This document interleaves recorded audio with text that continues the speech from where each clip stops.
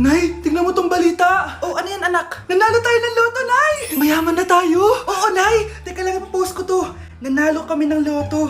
Mag-ready na ako, anak. Madami-dami ata tayong bibilangan ng pera. A few moments later. Anak, tara na. Kunin natin yung pera. Hello. Nakita ko yung post mo. Nanalo pala kayo ng loto, ah. Oo. Ba't pala andito ka? Di ba crush mo ako? Liligawan sana kita. Che! Di ba nireject mo ako dati?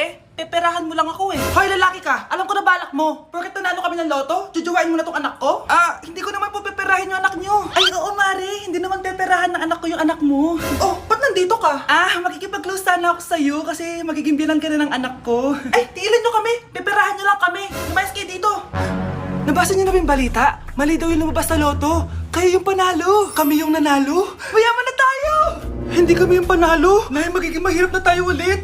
Paano ba yan? Kami pala yung panalo. Lalayas na kami, ha? Sandali lang, Mare.